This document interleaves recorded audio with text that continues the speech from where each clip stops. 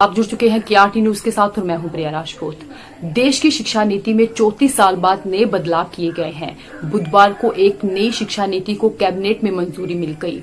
नई शिक्षा नीति में स्कूल के बस्ते प्री प्राइमरी एजुकेशन से लेकर बोर्ड परीक्षा, रिपोर्ट कार्ड, यूजी एडमिशन के तरीके, एमफिल तक बहुत कुछ बदलाव किया गया है।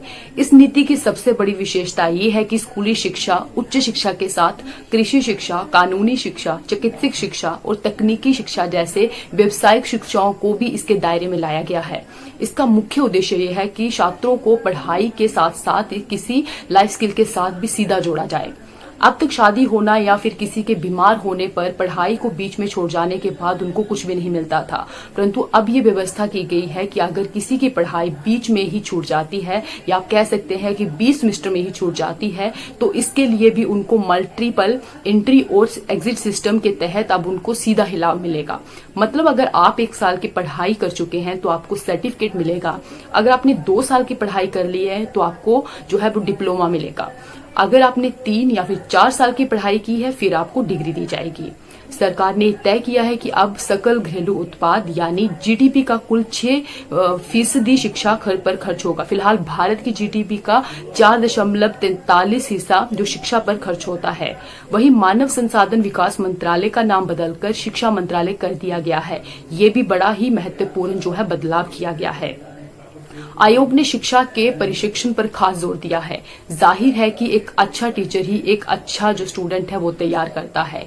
इसके लिए व्यापक सुधार के लिए शिक्षा परीक्षण और सभी शिक्षा प्रोग्राम्स को जो है विश्वविद्यालय या कॉलेज के स्तर पर शामिल करने की सिफारिश भी की गई है।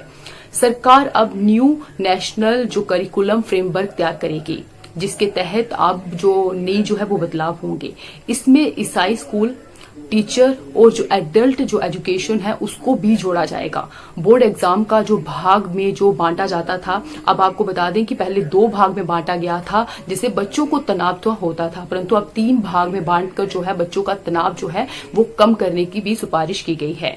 इसके अलावा अब बच्चों के रिपोर्ट कार्ड में लाइफ स्किल को जोड़ा जाएगा। जैसे कि आपने अगर स्कूल में कुछ रोजगार परख सीखा है तो इसके लिए आपको जो आपका रिपोर्ट कार्ड होगा उसमें भी आपको जगह मिलेगी, जिसमें बच्चों को जो लाइफ स्किल का जो विकास होगा और अब वो अपने जो रिपोर्ट कार्ड में भी इसको जो है प्रावधान मिलेगा, जो कि पहले नहीं था ऐसा।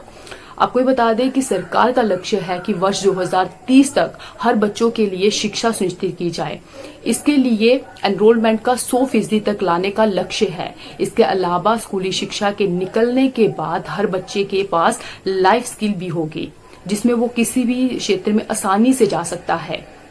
नई शिक्षा नीति 2020 में राष्ट्रीय परीक्षा एजेंसी द्वारा उच्च शिक्षा संस्था में प्रवेश के लिए जो है कॉमन एंट्री का ऑफर दिया जाएगा। नई राष्ट्रीय नीति शिक्षा जो है के अनुसार नेशनल एजुकेशन पॉलिसी को अब भारत भर के विश्वविद्यालयों में प्रवेश के लिए प्रवेश जो परीक्षा आयोजित करने के लिए एडिशनल जो चार्जेस हैं वो दिए जाएंगे, जो कि एक बहुत ही महत्वपूर्ण जो है वो कदम है, जिसमें एक भी है हायर एजुकेशन के लिए आम आप कह सकते हैं कॉमन एंट्री परीक्षा का वो आयोजित करवाएगी, जो कि पहले नहीं था।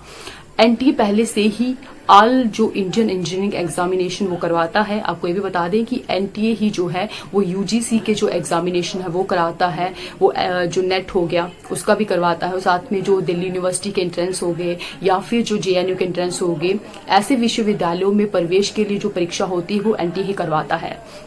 पाठ्यक्रम में भारतीय ज्ञान पद्धतियों को शामिल करने के लिए राष्ट्रीय शिक्षा आयोजन का गठन करना और प्राइवेट स्कूलों को मनमाने तरीके से फीस बढ़ाने से रोकने की सिफारिश की गई है। ये राष्ट्रीय शिक्षा आयोग भारत का प्राचीन ज्ञान पद्धतियों को समर्थात के साथ शिक्षा को जोड़ने का एक जो है वो काम करेगी, जो कि पहले नहीं था या आप कह सकते हैं कि कम था, परंतु अब जो नई पॉलिसीज आई हैं उसमें जो है हमारी जो ज्ञान पद्धति जो पहले से ही चली आ रही है उसको बढ़ावा मिलेगा।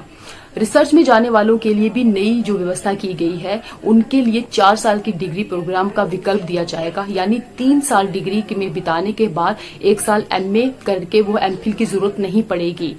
इसके बाद वो सीधे पीएचडी कर सकते हैं। इसका मतलब ये हुआ कि शिक्षा जो थी नीति में सरकार ने जो एमफिल है उसको पूरी तरह से जो है वो खत्म ही कर दिया है। और आपको ये भी आप बता दें कि मल्टीपल डिसिप्लिनरी एजुकेशन में अब आप किसी भी स्ट्रीम के अलावा दूसरे सब्जेक्ट भी ले सकते हैं। यानी अगर आप इंजीनियरिंग कर रहे हैं और आपको म्यूजिक का भी शौक है तो आप जो है उस विषय में भी पढ़ सकते हैं, जो कि पहले नहीं था। अब स्ट्रीम के अनुसार सब्जेक्ट लेने पर जोर नहीं होगा। पहले जैसे स्ट्रीम के अनुसार सब्जेक्ट का चुनाव करना होता था, अब इसमें बदलाव आएंगे। लड़कियों की शिक्षा जारी रहे, इसके लिए उनको भावनात्मक रूप से सुरक्षित वातावरण देने का सुझाव दिया गया है। इसके लिए कस्तूरबा गांधी बालिका विद्यालय का विस्तार जो है वो 12वीं तक करने का सुझाव नई नीति में भी है। पहली व दूसरी कक्षा में भाषा व गणित पर काम करने पर जोर दिया गया है। आपको ये बता दें कि इसके साथ ही जो चौथी और 5वीं के बच्चों के साथ लेखन व कौशल पर काम करने पर भी ध्यान की बात कही गई है। इसके लिए भाषा सप्ताह, गणित सप्ताह व भाषा मेला व गणित मेला जैसे आयोजन होंगे। इसमें पुस्तकालय को जीवंत बनाना और अन्य एक्टिविटीज को करने पर ध्यान की जो बात है वो इसमें कही गई है, जैसे बच्चे स्टोरी टेलिंग, रंगमंच, ग्रुप स्टोरीज, पोस्टर, डिस्प्ले भी सीख पाए। बच्चों को किताबों के अलावा दूसरे माध्यम से सीखने पर जोर दिया जाएगा। ये बच्चों को वास्तव में जो है बोझा जो था वस्तुओं का उसको कम करने का उद्देश्य जो है वो कहा गया है। अर्ली चाइल्डहुड केयर और एजुकेशन के लिए करिकुलम जो एनसीईआरटी द्वारा तैयार होगा, इसमें 3 से 6 साल के जो बच्चों के लिए डेवलप जो प्रोग्राम है वो किए जाएंगे। इसमें बुनियादी शिक्षा 6 से जो 9 साल के बच्चे होंगे उनके लिए है, उनके लिए फाउंडेशन लिटरेसी पर नेशनल मिशन शुरू किया जाएगा, जो कि एक बहुत ही महत्वपूर्ण जो है वो प्रोग्राम जो है वो बच्चों के लिए होगा। शिक्षाओं की रिपोर्ट के लिए टेक्नोलॉजी के इस्तेमाल का प्रोत्साहन जो करने की बात भी नई शिक्षा नीति में शामिल है। इसके लिए कंप्यूटर, लैपटॉप व फोन इत्यादि के जरिए विभिन्न ऐप का इस्तेमाल करके शिक्षक जो है वो बच्चों को रोचक और बनाएंगे एजुकेशन सिस्टम को। उम्मीद यही है कि नई शिक्षा प्रणाली आने वाले दिनों में विद्यार्थियों के लिए बहुत ही लाभदायक होगी, जो कि पूरे भविष्य हमारे देश का भविष्य है उसके लिए बेहतर है। अभी तक यही था अपडेट। इसी तरह के अपडेट पाने के लिए आप जुड़े रहें केआरटी न्यूज के साथ। हम फिर लौटेंगे नई खबरों के साथ। नमस्कार।